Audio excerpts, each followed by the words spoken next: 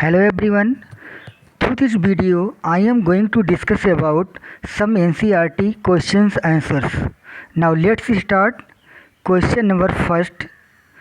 You have been provided with three test tubes. One of them contains distilled water and other two contains acidic solution and basic solution respectively. If you are given only red litmus paper, how will you identify the contents of each test tubes? Right. Answer: if the color of red litmus does not change, then it is a acid. And if the color of red litmus changes red to blue, then it is base. And if there is slight changes in the color of the red litmus, such as purple, then it is distilled water. Right. Now question number 2. Why should sour substances not be kept in a brass and a copper vessels? Means हम सोर substances को क्यों नहीं brass और copper के vessels में रखते हैं? Answer: sour substances like curd and other sour substances contain acids, therefore when they kept in a brass and copper vessels, the metals reacts with the acids and to liberate hydrogen gas and harmful products, thereby spoiling the food. Now question number 3.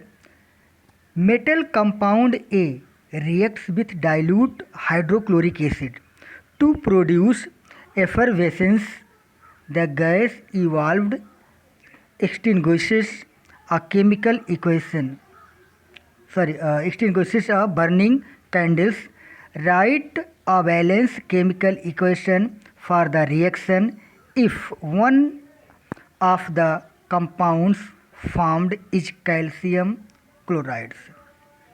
Metal compound A reacts with dilute hydrochloric acids. अब इसको हम देखते हैं कि जो metal compounds है इसको हम हाइड्रोक्लोरिक एसिड से रिएक्शन करा रहे हैं. जो प्रोडक्ट हमको मिल रहा है वो है calcium chloride and carbon dioxides and water. Right. तो calcium carbonate CaCO3 reacts to hydrochloric acids and products are calcium chlorides, carbon dioxide and water. Now question number next. Why do HNO3 मतलब nitric acids show acidic characters in aqueous solution, while solution of compounds like alcohol and glucose do not show acidic characters? इसको हम देखते हैं कि जैसे question number A है, इसका answer होगा when acids reacts, when acids like HCl or HNO3 mixed with water, then they dissolve in water. जैसे ही हम हाइड्रोक्लोरिक एसिड और HNO3 को वाटर में मिक्स करते हैं तो दे डिजॉल्व इन वाटर. ये वाटर में क्या हो जाते हैं? डिजॉल्व हो जाते हैं. And water to form hydrogen and hydronium ion. ठीक है. जो हाइड्रोजन है इसको बोलते हैं HCl से हाइड्रोजन आयन प्रोड्यूस हो रहा है और H3O मतलब इसको बोलते हैं hydronium ion. Which show the acidic character. यही जो आयन्स जो हैं हाइड्रोजन और हाइड्रोनियम आयन शो कर रहे हैं एसिडिक मीडियम को. जैसे for example hydrochloric acids like this.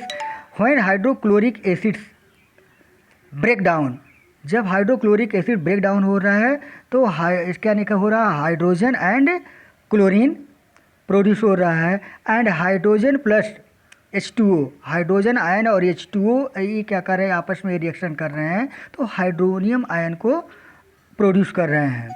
तो ये शो कर रहा है एसिडिक मीडियम को।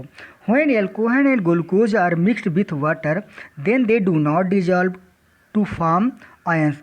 जब एल्कोहल और ग्लूकोज को वाटर में डिजॉल्व किया जा रहा है, मतलब मिक्स किया जा रहा है वाटर में, तो दे डू नॉट डिजॉल्व, वो उसमें डिजॉल्व भी नहीं हो रहे हैं, and to form ions and do not form ion, और कोई भी आयन को वो फॉर्म नहीं कर रहे हैं। Hints they do not show acidic character, इसलिए इसको कहते हैं कि एसिडिक कैरेक्टर को शो नहीं कर रहे हैं। Now question number next, why does an aqueous solution, why does an aqueous solution of N acid conduct electricity, मतलब क्यों एक एक्वस सोल्यूशन जो होता है एसिड का एक्वस सोल्यूशन इलेक्ट्रिसिटी क्यों कंडक्ट करता है। इसका एक वर्ड का आंसर है the presence of hydrogen ion. जो एसिडिक मीडियम के सोल्यूशन है ये क्या प्रोड्यूस करते हैं, हाइड्रोजन आयन और hydronium ions in aqueous solution, right, of an acidic और responsible for the conducting electricity. Now next question, while diluting an acids, why is it recommended that the acid should be added to water and not water to acid? Right, this is very important question.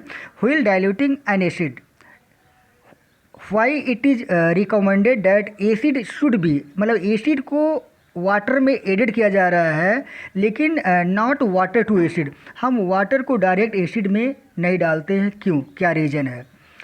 Since the process of dissolving an acids in water is exothermic reaction, ठीक है, it always recommended that acid should added in water, मतलब क्या होता है, जब हम acid में क्या होता है, एक्सोथर्मिक रिएक्शन होता है, जब हम वाटर को और एसिड को कंबाइन करते हैं तो वहाँ पे हाइड्रोजन आयन प्रोड्यूस होता है। If it does not the other way, अगर इसको अदर वे में हम इसको करें तो then it is not possible that because of the large amount of heat generated. इसमें क्या होता है, इसमें बहुत ज़्यादा हीट जनरेट होता है और द मिक्सचर स्प्लैश्ड, इससे क्या हो सकता है, जो मिक्सचर होता है स्प्लैश्ड भी कर सकता है, splashed out and causes burn, वो टेस्ट ट्यूब से बाहर आ सकता है और टेस्ट ट्यूब ब्रोकन डाउन भी हो सकता है और बर्न का कॉजेज भी हो सकता है, उससे हमारे हैंड या फेस बर्न भी कर सकते हैं। How is the now next question, how is the concentration of hydroxide ions affected when excess bases is dissolved in a solution of hydroxide? How is the concentration of hydroxide ions, मतलब कैसे hydrogen ion का concentration affected होता है when excess bases is dissolve, जब हम ज़्यादा से ज़्यादा बेसिस को डिजॉल्व करते हैं, किसमें, हाइड्रोक्साइड आयन के सोल्यूशन में।